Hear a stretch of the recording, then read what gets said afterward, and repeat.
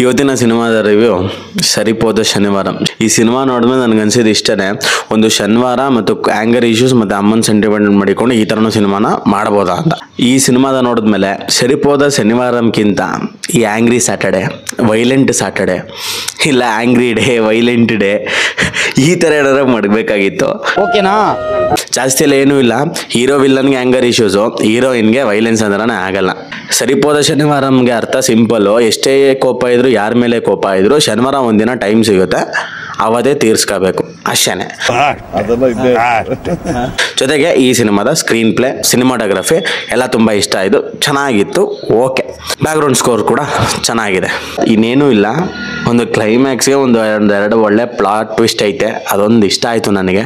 ಅದು ಬಿಟ್ಟರೆ ಬೇರೆ ಹೀರೋ ಹೀರೋಯಿನ್ ಕೆಮಿಸ್ಟ್ರಿ ಅಂತೂ ಅಷ್ಟಕ್ಕಷ್ಟಲ್ಲ ಅಂತ ಹೇಳ್ಕೊಳ್ಳೋ ಮಟ್ಟಿಗಂತೂ ಇಲ್ಲ. ಇಬ್ರು ಅವ್ರ ಅಂಡರ್ಸ್ಟ್ಯಾಂಡಿಂಗ್ ಇರುತ್ತೆ. ಸೊ ಈ ಸಿನಿಮಾನ ಥಿಯೇಟ್ರಲ್ಲಿ ನೋಡಿದ್ರೆ ಎಕ್ಸ್ಪೀರಿಯನ್ಸ್ ಮಾಡಿ ಚೆನ್ನಾಗಿದೆ.